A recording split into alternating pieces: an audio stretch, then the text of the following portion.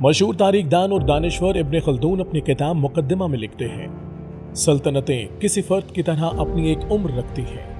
یہ پیدا ہوتی ہیں اور عمر کے ساتھ عروج اور پھر زوال تک پہنچ کر ختم ہو جاتی ہیں۔ 1337 عیسوی میں لکھے گئے ابن خلدون کے یہ الفاظ ہر لحاظ سے درست ثابت ہوئے اور 1923 میں مکمل ختم ہونے والی عظیم اسلامی سلطنت یعنی سلطنت عثمانیہ کی سٹوری بھی کچھ اسی طرح کی ہے۔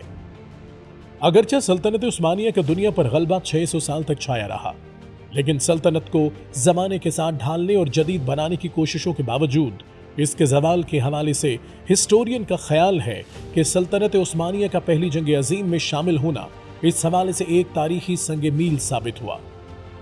جنگ ہارنے کے برسوں بعد 1923 میں سوئٹزرلینڈ میں سلطنت عثمانیہ کے وارثوں اور فاتح طاقتوں کے درمیان معاہدہ لوزان پر دستخط ہوئے۔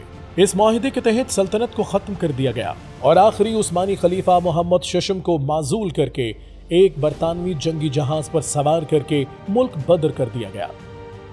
ہسٹورین سلطنت عثمانیہ کے ڈاؤن فال کی کچھ ریزنز بتاتے ہیں کہ جب 17ویں اور 18ویں صدی میں صنعتی انقلاب نے یورپ کو اپنی لپیٹ میں لے لیا تو سلطنت عثمانیہ کی معیشت کا بہت حد تک انحصار ایگریکلچر پر تھا۔ پرنسٹن یونیورسٹی کے ایسٹرن سٹڈیز کے ایسوسیٹ پروفیسر مائیکل اے رینالڈس کے اکارڈنگ ٹیکنالوجی میں پیچھے رہ جانے کا نتیجہ یہ نکلا کہ سلطنت اقتصادی ترقی میں کمزور ہو گئی اور بہت زیادہ قرض تلے دبتی چلی گئی، جبکہ جو کچھ زرعی طور پر پیدا کیا جاتا وہ یورپی ممالک کے قرضوں کی ادائیگی میں جانے لگا۔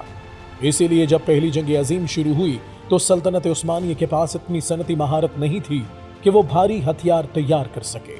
اپنے عروج پر سلطنت عثمانیہ میں بلغاریہ، مصر، یونان، ہنگری، اردن، لبنان، فلسطین، مقدونیہ، رومانیہ، شام، جزیرہ نما عرب کے کچھ حصے اور افریقہ کے شمالی ساحلی علاقے شامل تھے۔ اس قدر زیادہ جغرافیائی اور نسلی تفریق علاقائی تنازع کو جنم دینے لگی۔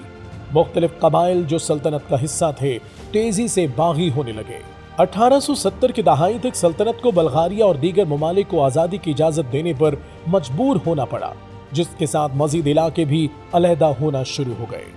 روس اور آسٹریا دونوں نے بلکان میں باغی قوم پرستوں کی حمایت کرنے کی کوشش کی تاکہ وہاں اپنا اثر و رسوخ بڑھایا جا سکے۔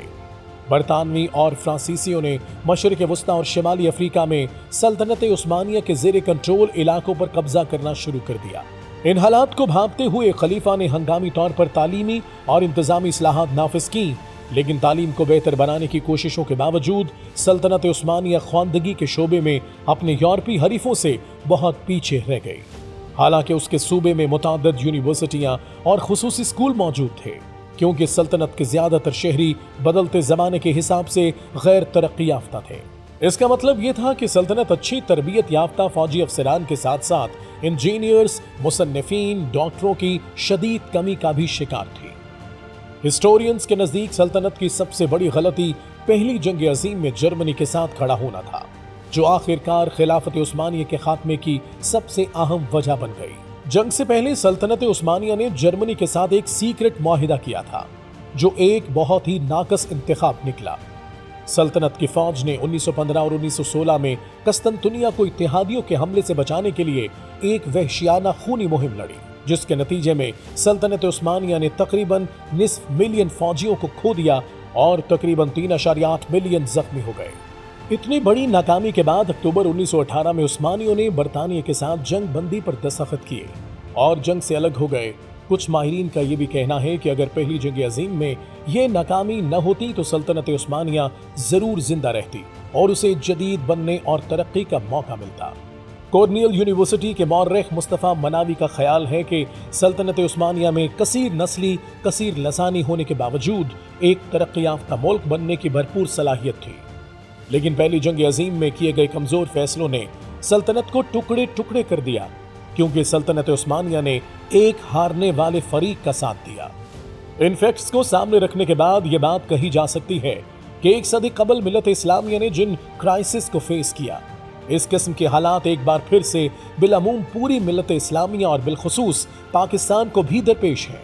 ان حالات کا سدباب کرنے کے لیے یہ ضروری ہے کہ امت مسلمہ اور پاکستان کو ایک ہونا پڑے گا۔ اس اتحاد کی طاقت صرف ایک ہی ہے اور وہ ہے دین حق کا نظام۔ जिस निजाम की बदौलत मुसलमानों ने दुनिया की इमामत की और उरूज हासिल किया।